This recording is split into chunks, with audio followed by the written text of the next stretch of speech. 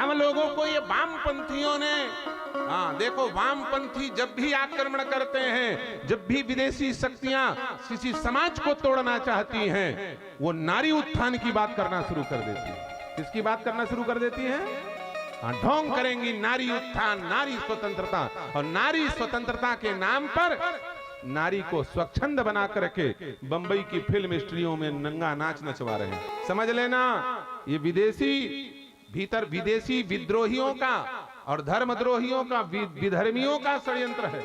हमारे देश में नारी को स्वतंत्र करने की कोई आवश्यकता नहीं। नारी हमारे यहाँ शुरू से स्वतंत्र है, बस उनके स्वच्छंदता में प्रतिबंध है, स्वच्छंद नहीं होने दिया जा सकता। हमारे यहाँ नारी पूरे भारतीय, पूरे वैश्विक संस्कृति में, केवल भारत में और केवल हिंदुओं में ये परंपरा है कि हमारे यहाँ नारी पूजनी। मुसलमानों के यहाँ नारी उनकी प्राइवेट प्रॉपर्टी। इसलिए जैसे आप लोग अपने घोड़ा गाड़ी कार वार को ढक देते हो ना, वैसे शुरू से नीचे तक काला काला कपड़ा में ढांक देते हो लोग। प्राइवेट प्रॉपर्टी है उनकी, वो चाहे तो बेच दे अपनी पत्नी को। ऐसा है ईसाइयों में, बोले ईसाइयों में इसके जस्ट विपरीत, वहां पर नारी पब्लिक प्रॉपर्टी है। सनातन धर्म धन्य है हिंदू धर्म। इस सनातनी और हिंदू धर्म में नारी को न प्राइवेट प्रॉपर्टी माना गया है, न पब्लिक प्रॉपर्टी माना गया है। यहाँ तो नारी को या देवी सर्वभूतेषु शक्ति रूपेण संस्थिता, नारी की पूजा की गई है। हमारे सनातन धर्म में नारी को 3 रूप में पूजा जाता है। माताओं याद रखना, तुम पूजनी बनना चाहती हो तो 3 रूप में रहना, तभी तुम्हारी पूजा होगी। चौथा रूप धारण किया तो जय सिया राम हो जाओगे। 3 कौन कौन सा? बोले नारी हमारे यहाँ प्रथम रूप में पूजनी है। स्त्री कौन से रूप में? बोले कुमारी के रूप में। किस रूप में? कुमारी। सच बताओ, नवरात्रि में कुमारियां पूजी जाती है कि नहीं पूजी जाती? कुमारी माने कन्या, माने कन्या कुमारी। कन्या माने 10 वर्षे भवेत कन्या, 10 वर्ष की आयु वाली को कन्या कहा जाता। उसके ऊपर वाले को कन्या भोज नहीं कराना चाहिए, कोई लाभ नहीं मिलेगा। आप सबको खिलाओगे तो कुछ न कुछ तो मिल ही जाएगा, लेकिन कन्या भोज का संकल्प करके यदि कराओगे तो जय सिया राम। क्योंकि 10 वर्षे भवेत कन्या, 2 वर्ष से कम आयु वाले को और 10 वर्ष से ऊपर आयु वाले को कन्या भोज में वर्णित नहीं करना चाहिए।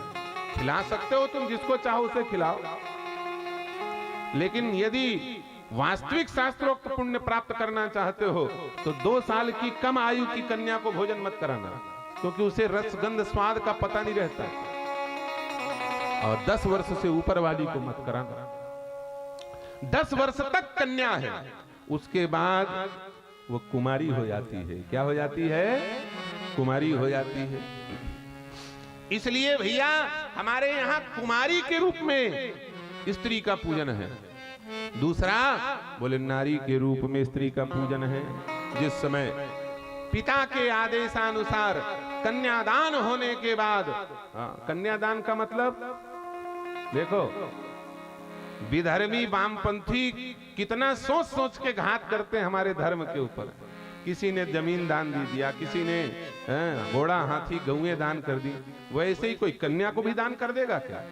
कन्या दान का मतलब अपनी कन्या को दान में नहीं दिया जा रहा है। कन्या दान का मतलब उसके कुल गोत्र को दान में दिया जा रहा है। पिता कहता है कि आज के बाद मेरी बेटी का गोत्र मेरा गोत्र नहीं, आपका गोत्र माना जाएगा। उसके ससुर का गोत्र, आज से इसका गोत्र। गोत्र का दान किया जाता है, कन्या का दान नहीं होता। फालतू की बातें।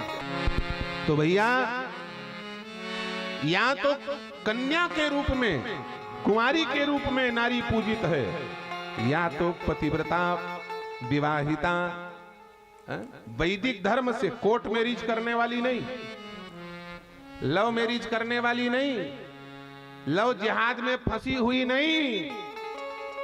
कौन पूजनी है? बोले जिसने विधिवत भारतीय पद्धति से वर्ण व्यवस्था अनुसार अपने पिता के और माता के प्रसन्नता के साथ वैदिक विधि से अग्नि को साक्षी मान करके अपने पति का वर्ण किया हो, ऐसी नारी पूजनीय। और तीसरे में कौन पूजनीय है माताओं? पहली है कुमारी, दूसरी है नारी और तीसरी है महतारी। महतारी पूजनी है। कौन पूजनी है? महतारी। किसकी महतारी? ओसामा बिन लादेन की नहीं, मोहम्मद गद्दाफी की नहीं। हाँ, ये गद्दारों की महतारी पूजनी नहीं है। किसकी महतारी पूजनी है? बोले जननी जने तो संत जने, कै दाता कै सूर,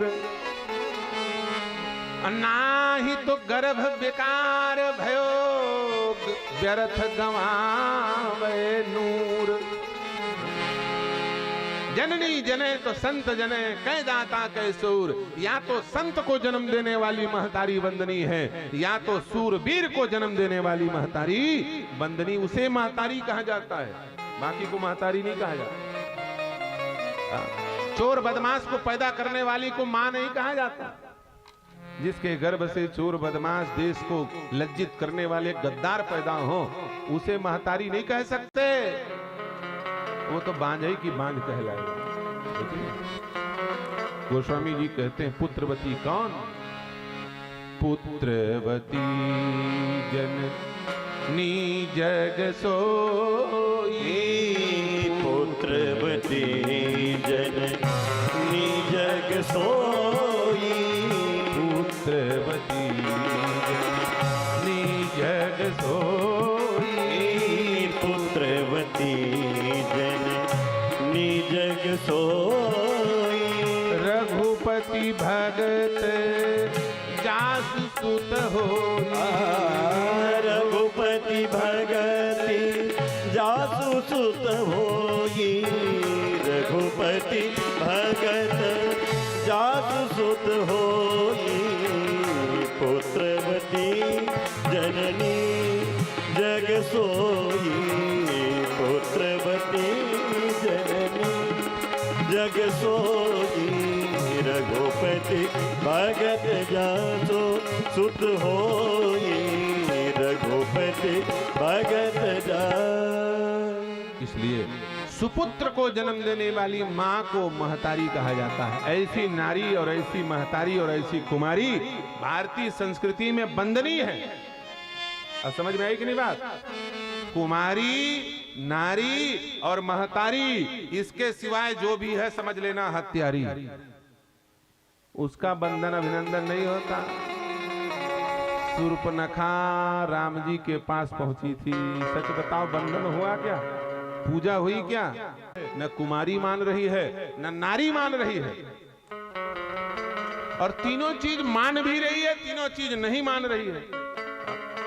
इसलिए राम जी ने कहा लक्ष्मण ये महतारी भी है, क्योंकि इसका पुत्र था विद्युत, इसका पति था विद्युत जीव, जो रावण का जीजा था। रावण ने उसे मार डाला, इसकी शादी भी हो गई है, नारी भी है। और इसका एक बेटा भी था जिसको लक्ष्मण जी ने मारा था नासिक में। शूर्पणखा के बेटे को लक्ष्मण जी ने नासिक में मारा था, है कि नहीं? और ये बोल रही मैं कुमारी भी हूं। ये तीनों बात बोल रही है और तीनों बात को स्वीकार भी नहीं कर रही। बोल रही तो सम पुरुष नमो सम नारी, ताते अब लग रहो कुमारी। ये अपने आप को कुमारी भी मान रही है, नारी भी मान रही है, महतारी भी मान रही है। इसका मतलब न नारी है, न कुमारी है, न महतारी है, ये हत्यारी है। इसका नाक कान काट करके वापस लौटाओ। लक्ष्मण जी ने तत्काल नाक कान काट दिया। भैया ये है भारतीय परंपरा। हमारे यहाँ स्त्रियां पूज्य हैं, वंदनीय को मिला है। उससे ज्यादा अधिकार किसी धर्म में कोई ऐसा मिसाल नहीं मिलता कि कहीं अधिकार मिला।